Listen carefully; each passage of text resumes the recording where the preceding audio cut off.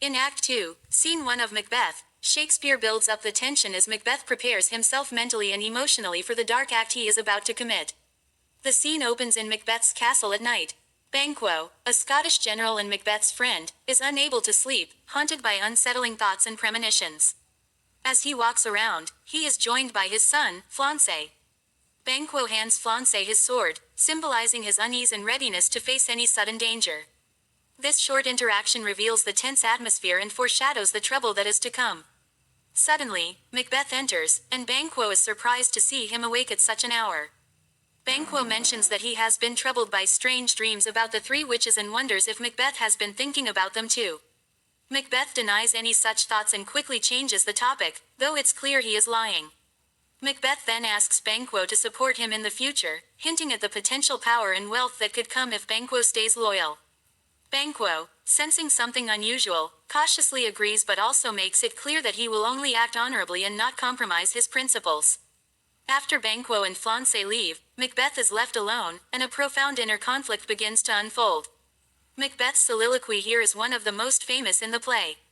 He imagines seeing a dagger in front of him, with its handle pointing toward him and its blade directed at King Duncan's chambers.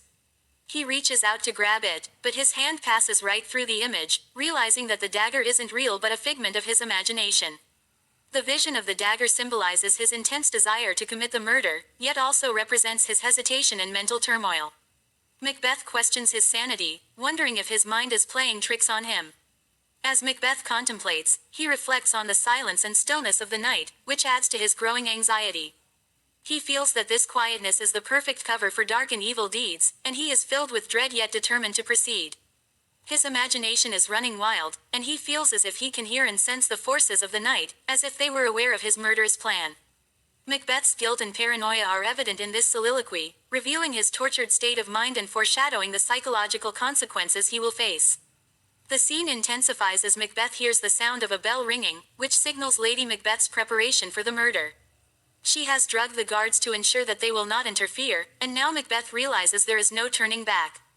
He understands that the sound of the bell marks the beginning of a point of no return, the moment when he must act on his ambition and kill King Duncan. The bell acts as a grim reminder that Duncan's fate is sealed. Macbeth, fully aware of the terrible act he is about to commit, resolves to carry out the murder, despite his deep-seated fear and guilt. The scene closes with Macbeth summoning his courage and saying, "Hear it not, Duncan, for it is a knell that summons thee to heaven or to hell." Macbeth's words show that he is acutely aware of the moral weight of his decision, and he acknowledges the possible consequences.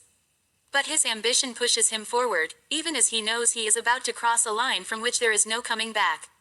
In summary, this scene illustrates Macbeth's internal struggle and the psychological tension as he steels himself to murder King Duncan. Through the eerie vision of the dagger, the quiet darkness of the night, and the symbolic ringing of the bell, Shakespeare explores themes of ambition, guilt, and moral decay. Macbeth's soliloquy gives the audience a glimpse into his troubled mind, highlighting the fear and temptation that come.